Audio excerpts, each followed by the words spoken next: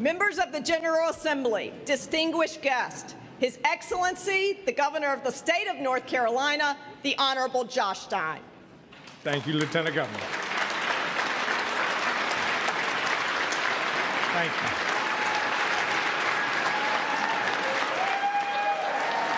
Appreciate that very much.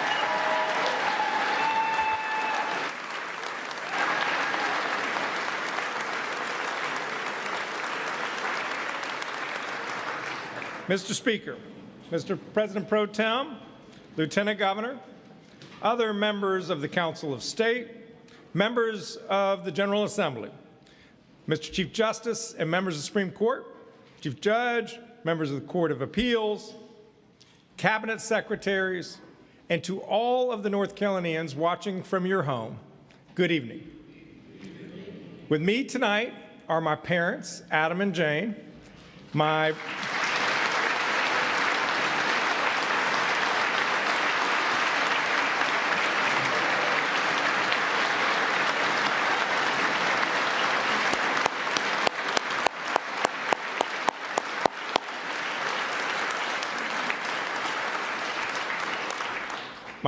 sister Gerda, brother-in-law Lee, my brother Eric, and my incredible wife, our First Lady, Anna Stein.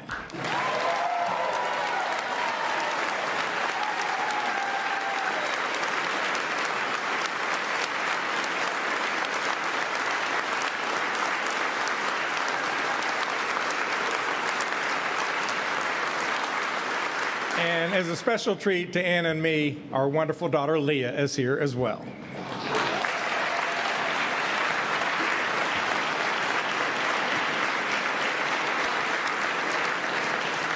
I am honored to address this chamber and share my vision for our future. But first, I must report on the state of our state. I was sworn in as governor 10 weeks ago today. Assuming this office's responsibility has led to prayer and reflection.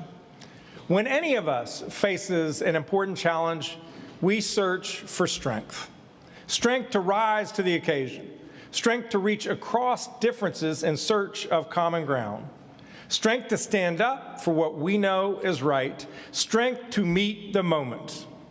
Sometimes you don't know how strong you are until you are put to the test. Hurricane Helene and its horrific aftermath tested our state and our people in unprecedented ways. The storm flooded western North Carolina, stealing too many lives from us and devastating too many communities. But in the days, weeks, and months that followed, we have all seen that the state of our state is strong, North Carolina strong.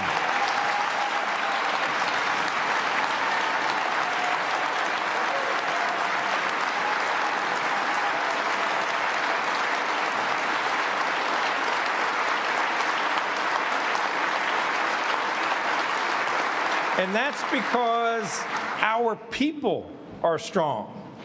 Ashley Cook is a lifelong resident of Avery County.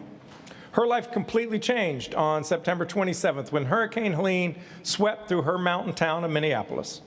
Her roof was damaged, but her neighbors got hit worse.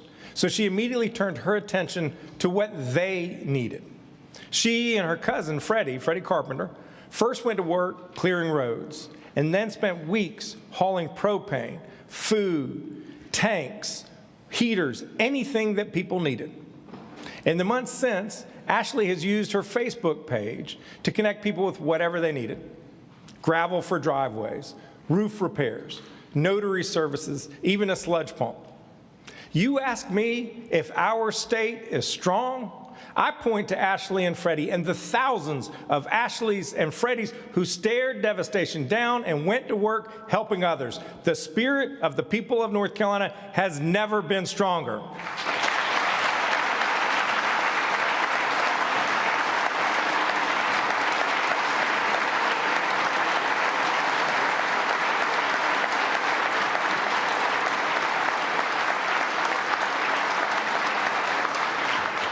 Ashley and Freddie were due to join us tonight. I wanted to give them a big shout out, but unfortunately, Ashley's under the weather.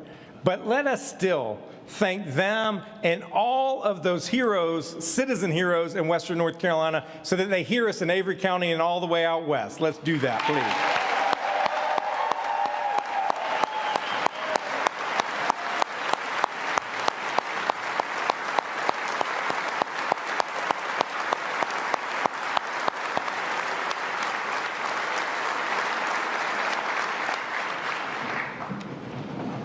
By the way, the people who have been aiding folks out west do not care a whit about the politics of the people they are helping. They simply want to help their neighbors in need, just like the Good Samaritan who took mercy on the traveler left beaten and bloody on the side of the road to Jericho. We must follow their example and step up for our neighbors in Western North Carolina. My team and I have been focused on doing whatever we can to help. On the first day in office, I took action to cut red tape and make it easier for folks to recover. The crews and contractors of the Department of Transportation have reopened more than 1,300 roads so far, and as of March 1st, I-40 is open.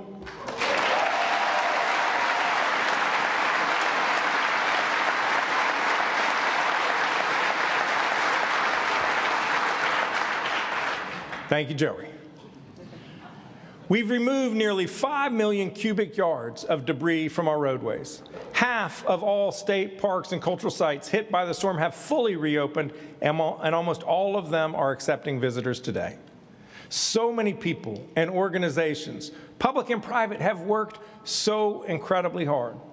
I saw firsthand the remarkable efforts of the Baptists on Mission in mid-January when I volunteered with them to repair the home of a school teacher in Spruce Pine. Groups like Baptists on Mission and Habitat for Humanity are working tirelessly to get people back into their homes. We need them to keep up their good work. That's why in January, I announced a $6 million grant to these two organizations.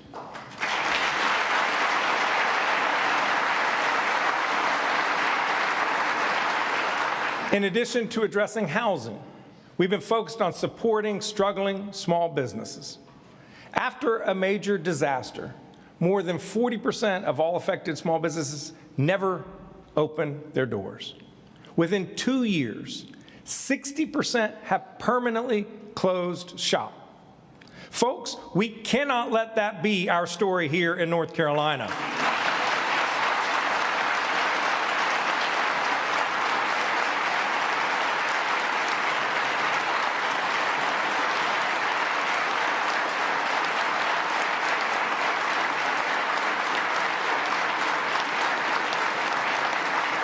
Small business is the beating heart of the economy of Western North Carolina.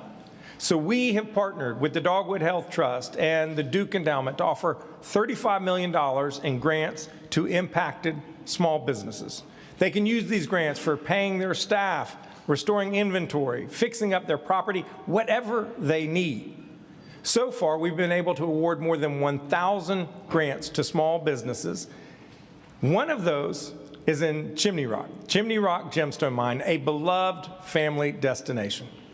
Matt and Michelle Bands have run their gemstone mine for 21 years. That was until Helene caused the Rocky Broad River to jump its banks and flood their store. They've been working incredibly hard to rebuild so that they can reopen this summer.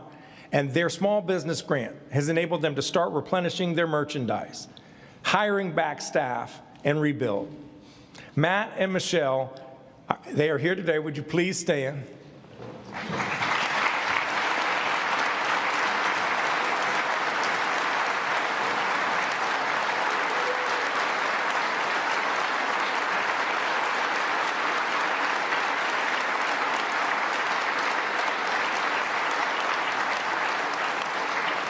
We all thank you for not giving up on Chimney Rock. We will not give up on you.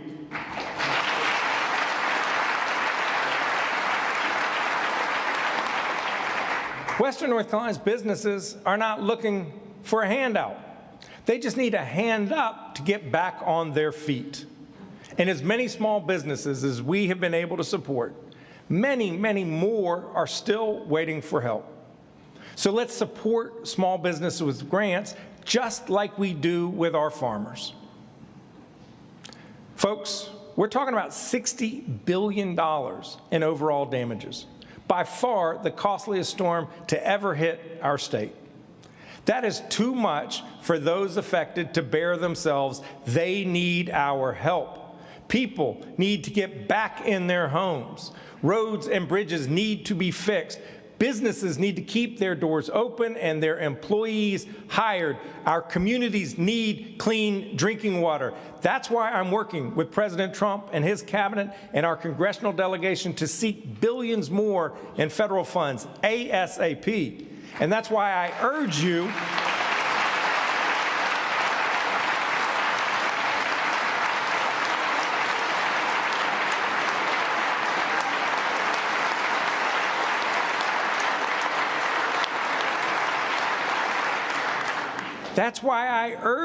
to pass the $500 million Western North Carolina recovery bill.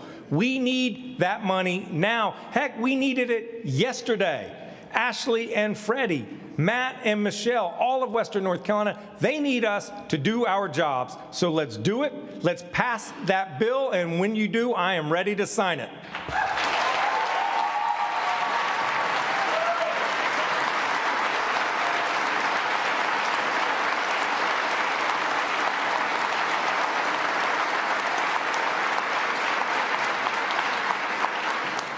And once we get that done, and I know that we will, once we get it done, let's get right back to work. We want the people of Western North Carolina to know that we will not forget you.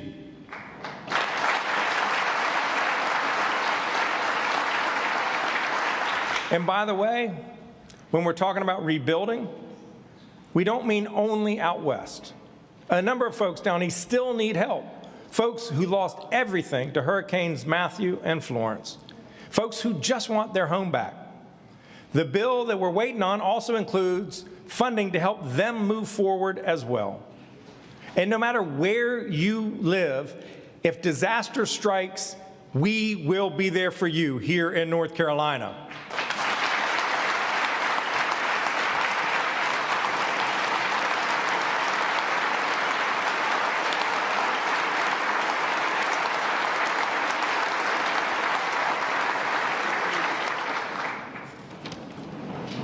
Fundamentally, our commitment to our people is that they have a real shot at success, to get a good-paying job or start a small business. That's the promise of North Carolina.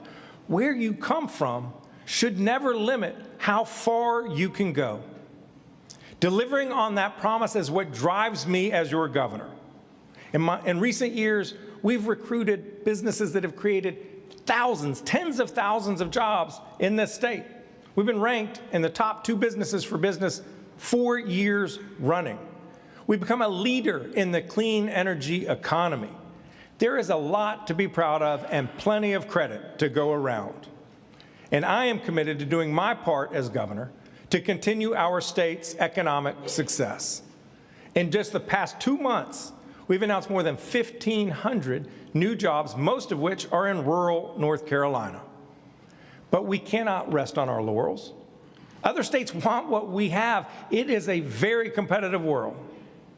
We can't afford to leave anyone's talents on the sidelines. So we must be a state that is welcoming to all people. We must continue to grow our economy and ensure that it works for everyone. The people of North Carolina are our greatest asset. So to invest in our future, we must invest in our people. And I know this. Look, when it comes to being the governor of this state, when it comes to developing the workforce of this state, no state will outwork North Carolina as I am governor.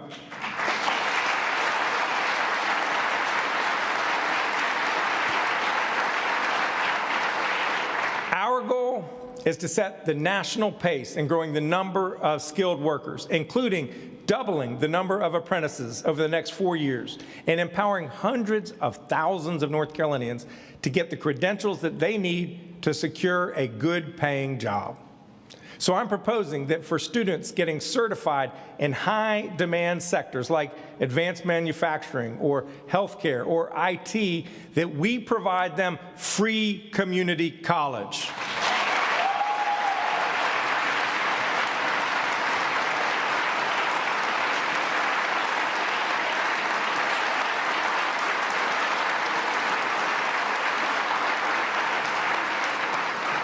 We've also got to support Propel NC, which rewards community colleges when students earn credentials for these high-wage jobs. I'm creating a council on workforce and apprenticeships to unite community colleges, public schools, and local businesses around our shared goal of getting more people access to good jobs with good wages. We know how to do this. Heck, it is happening in many corners of this state today. Northern Regional Hospital in Mount Airy had a nursing shortage. They had to pay very expensive traveling nurses just to fill the gaps. So in partnership with Surrey Yadkin Works, a local workforce organization, the hospital worked with Surrey Community College to create an apprenticeship program. Emily Oriana always knew that she wanted to be a nurse, but she didn't know where to start. This apprenticeship program helped connect Emily to Northern Regional when she was in high school. She earned her certified nursing assistant credential in high school. Now, she's about to graduate from the community college's nursing program as a registered nurse with a focus on ICU care. Emily inspired her sister, Helene, who is now pursuing her own nursing credential to work in labor and delivery. Haley, Emily, would y'all please stand up so we can thank you for taking care of our people?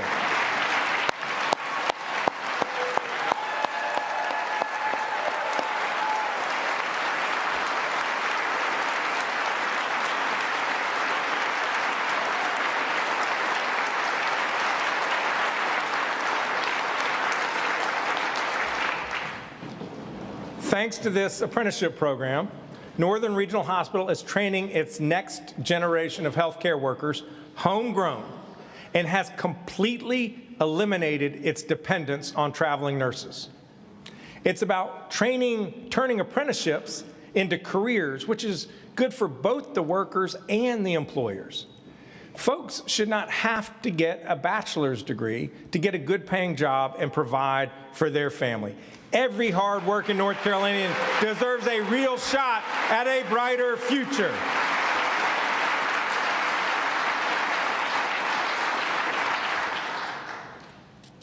And we have to create conditions that allow them to fulfill their potential. Yes, that means good-paying jobs. It also means clean air to breathe and clean water to drink. And it means lower costs.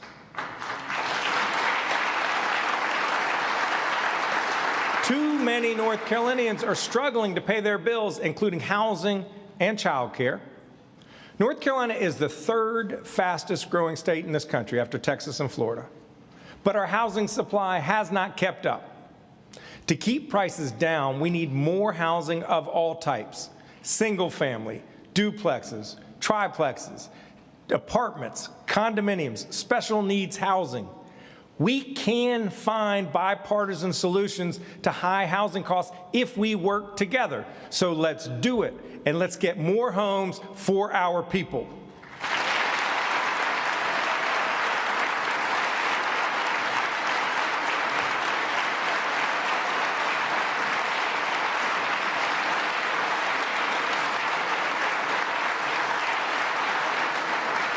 It's not just housing that's in short supply.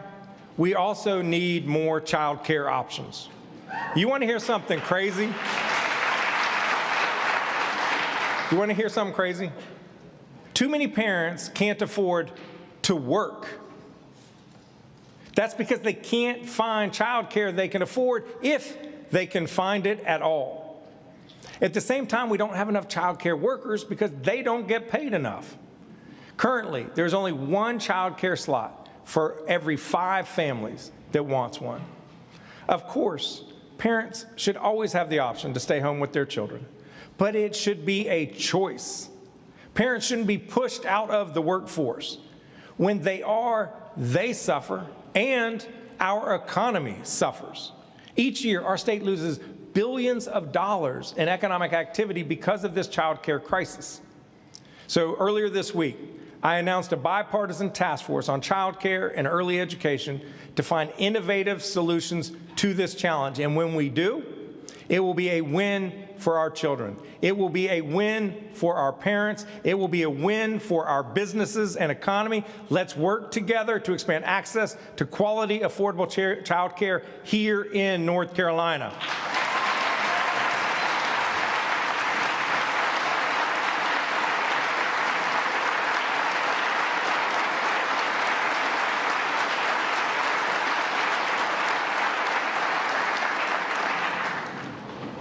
To make North Carolina a state where people thrive, we need to invest in children and their families by cutting taxes for middle-class families. We can cut taxes. We can cut taxes to help families manage the cost of raising a child. We can cut taxes to make child care more affordable. We can cut taxes on working families to put more money in their pockets, lift children out of poverty, and stimulate local economies. These three targeted tax cuts are what being pro-family looks like.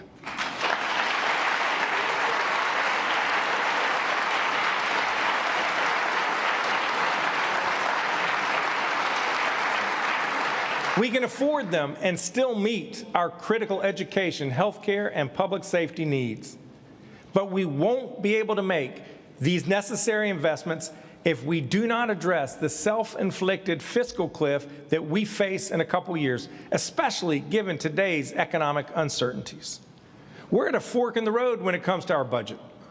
We can go ahead with the nearly $10 billion in tax giveaways over the next 4 years, mainly to the wealthy and to corporate shareholders. And by the way, very few of those shareholders are North Carolinians.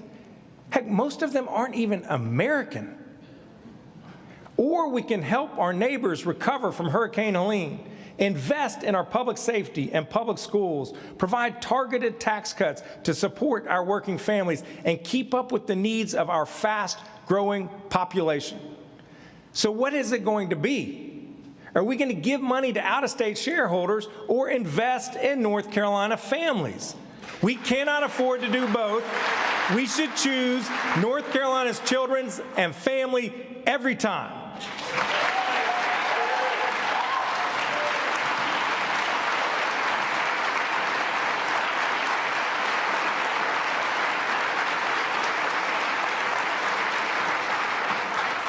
Of course, we have to be fiscally prudent, to be smart about how we invest our taxpayers' dollars. That's why I'm directing my budget office to set up the Impact Center to ensure that our government is run effectively and efficiently, because people should know that their taxpayer dollars are being well spent.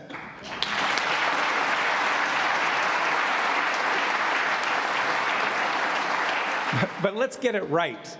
Let's use a scalpel, not a chainsaw.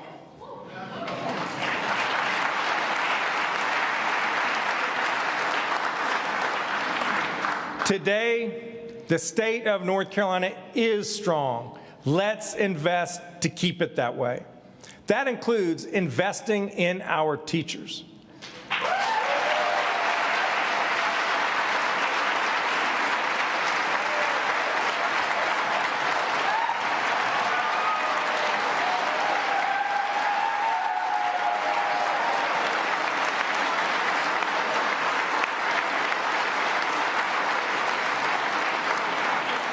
Just take a second. Remember your favorite teacher from elementary school, middle school, high school.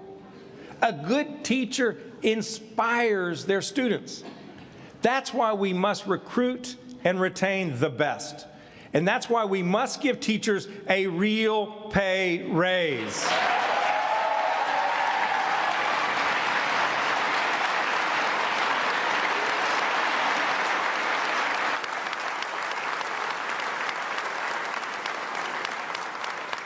Right now, North Carolina's starting teacher pay is the second lowest in the Southeast, second lowest.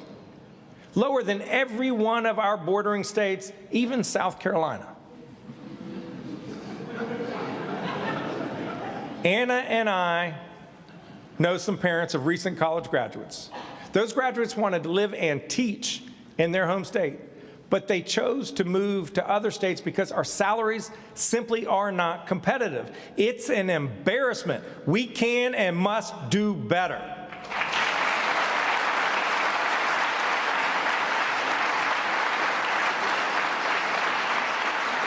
Here's a goal that I think we can all get behind.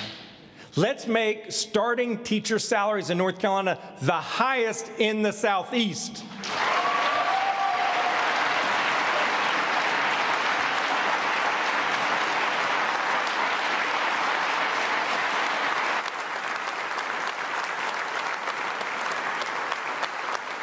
And let's reward experienced teachers who stay in the classroom. I know that there is bipartisan support for these efforts. I know there was a bill just introduced in the House. This is an area where we can work together. So let's do it. Let's invest in our kids. Let's pay our teachers a salary that shows them how much we value them. We're honored to be joined this evening by several recent North Carolina Teachers of the Year and Beginning Teachers of the Year, including Ms. Kimberly Jones, and I'm giving her a special shout out because she teaches at my alma mater, Chapel High. She did not teach me, however. Will all of our remarkable educators please stand up?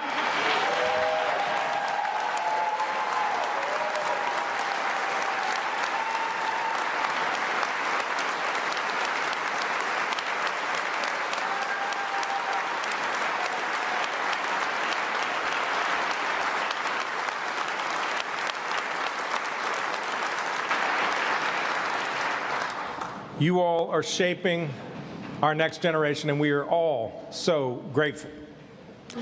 Yes, we have to pay teachers more, but raising pay alone is not enough to improve our kids' education. We need to expand the state's Advanced Teacher Initiative to better utilize our best teachers and give them a career pathway. We need to extend the science of reading to our middle schools to improve learning there. And we need to put public dollars toward our public schools.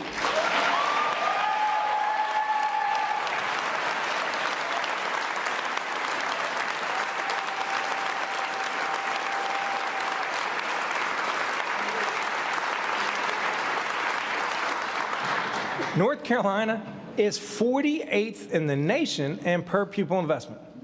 Let that sink in. 48th. We should not be taking money from our public school kids to pay wealthy parents sending their kids to unaccountable private schools to the tune of $7.5 billion over the next decade.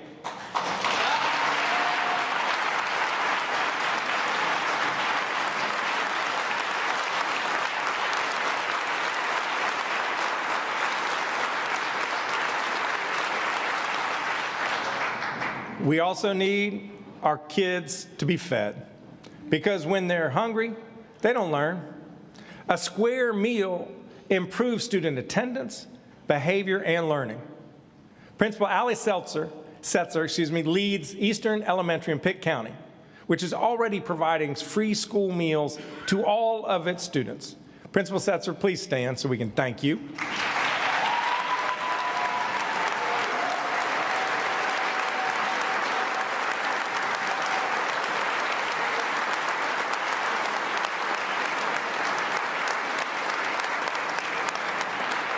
I thank you for your leadership.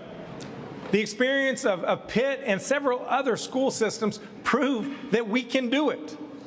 Let's provide every North Carolina student a free school breakfast.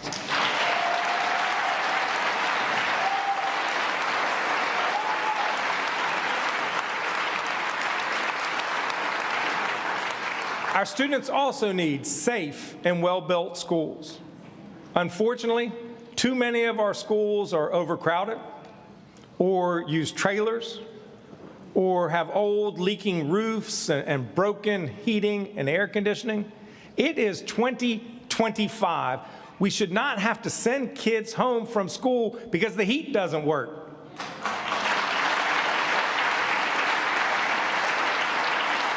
We need safer, healthier, and more modern schools. So tonight, I'm proposing a $4 billion public school bond.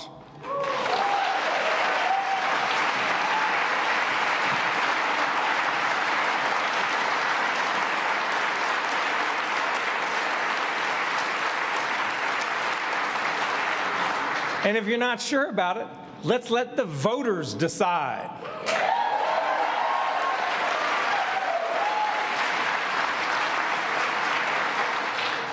We also need upgrades for safety, like cameras, fences around playgrounds, exterior locks, fewer access points to secure our school buildings from people who mean harm. Nothing is more important than keeping our kids safe.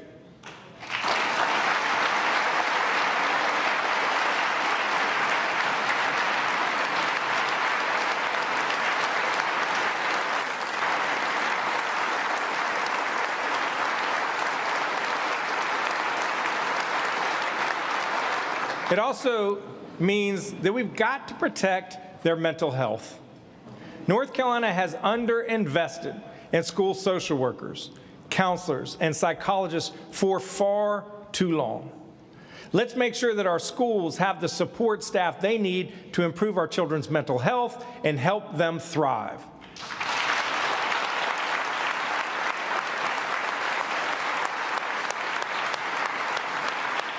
And when we talk about youth mental health, we've got to talk about cell phones and social media. Cell phones are a major source of distraction for our students and disruption for our teachers. When teachers don't have to compete with TikTok for student attention, and when students don't have to choose between social studies and social media, real learning happens, and their mental health improves.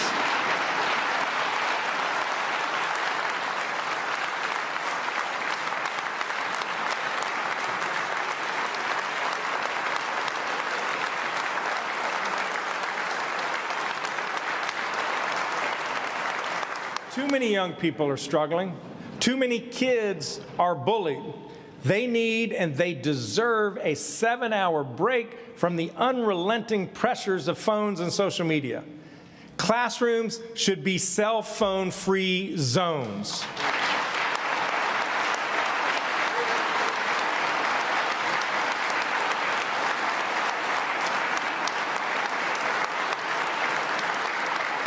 And I'm gratified that bipartisan members of both chambers are tackling this issue, and I look forward to working with you to make this happen. I spent my last 8 years, as you know, as Attorney General, working to keep the people of the state safe. And as governor, I am still at it. So I'm standing up for the people who protect our communities. We ask law enforcement officers to make tremendous sacrifices on our behalf. We ask them to run towards danger when the rest of us may flee.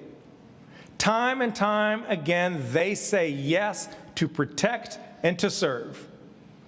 There are a number of law enforcement officers with us here tonight. Will you all please stand?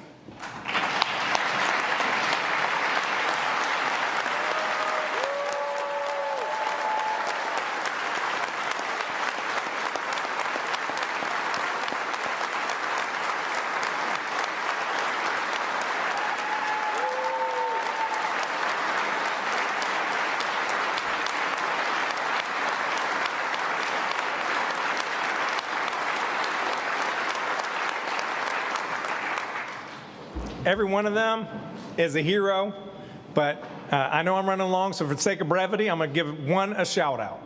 And that's my buddy Forsyth County Sheriff, Bobby Kimbrough, who has dedicated 4 decades to public safety.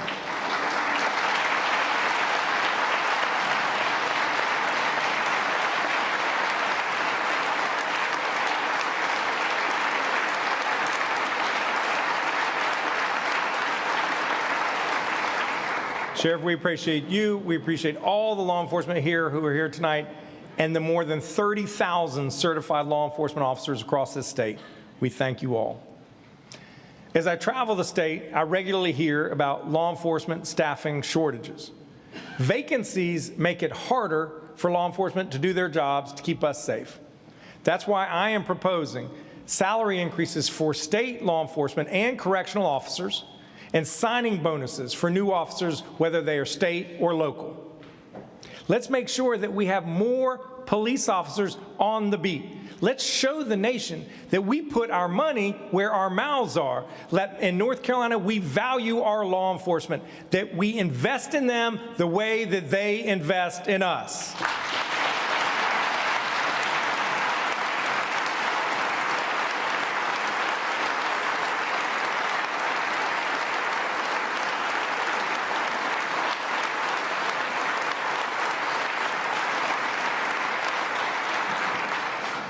And let's improve public safety by tackling the scourges of opioid and fentanyl addiction. I first met Debbie Dalton after she experienced one of the most terrible tragedies that a parent can face. Her son, Hunter, was one of those larger-than-life personalities who made every person he met feel special. He loved golf and travel, and he beat Steph Curry in a free throw shooting competition at Davidson Basketball College. 3 days ago, Hunter should have turned 32. But at 23 years old, fentanyl tragically ended his life. There are thousands and thousands of stories like Hunter's, young people whose lives were taken too soon because of one of the deadliest drugs to ever poison this country. And too many North Carolinians are like Debbie, parents, siblings, children, friends, people who will never get their loved one back. During my time as Attorney General, we made real progress combating the fentanyl crisis on a bipartisan basis, and we helped to reduce overdose deaths in the last couple of years.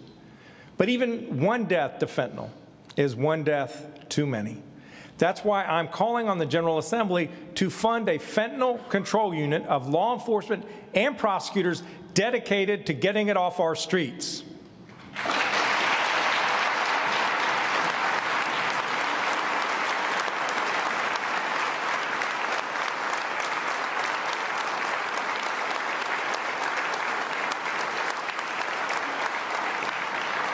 That's how we can honor the memory of Hunter and all of the North Carolinians we have lost too soon. Debbie, would you please stand so we can thank you for your willingness to turn your personal pain into purpose for other people. Thank you, Debbie Dalton.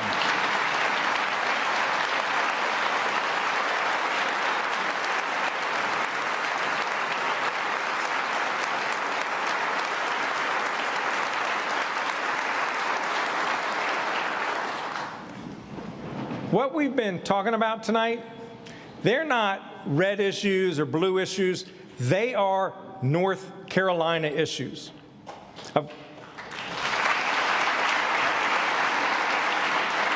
Of course, on some of them, we may differ about how best to get where we want to go. That's fine. That is the democratic process. But I am certain that if we come together across our differences, we can find common ground and make progress. If those of us who believe in the possibility of bipartisanship look to Washington, D.C., we will surely become discouraged. But we do not need to be pulled into those political games. We can create something better, something forward-looking right here in North Carolina, and we can do it together.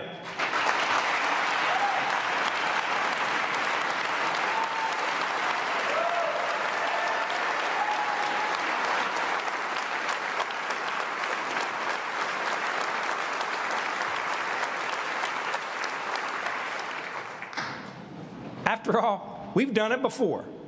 2 years ago, Republicans and Democrats worked together to expand Medicaid here in North Carolina. Today, more than 640,000 of our neighbors have access to newfound high-quality health care.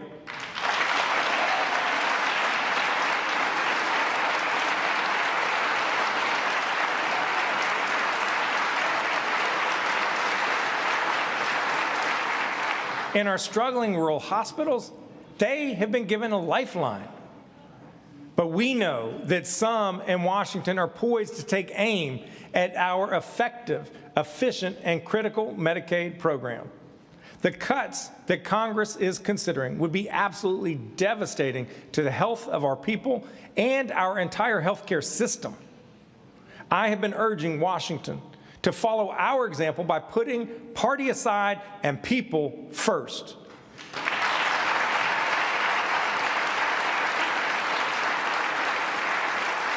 Just as we stood arm in arm as North Carolinians to make Medicaid expansion a reality, let's stand arm in arm to defend our health care.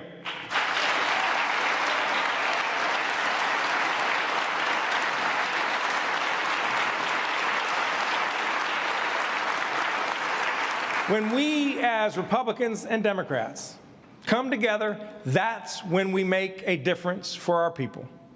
We've made big things happen before, and we can do it again.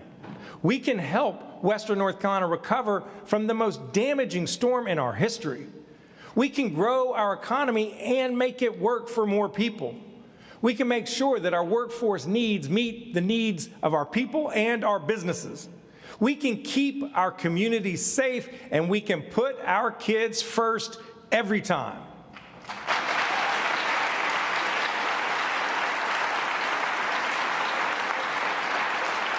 That's because the state of our state is strong. North Carolina strong.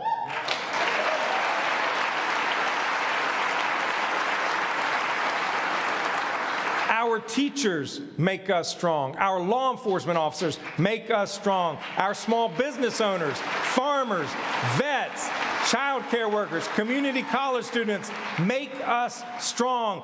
You, the people of North Carolina, make us strong. So let's come together and keep North Carolina strong.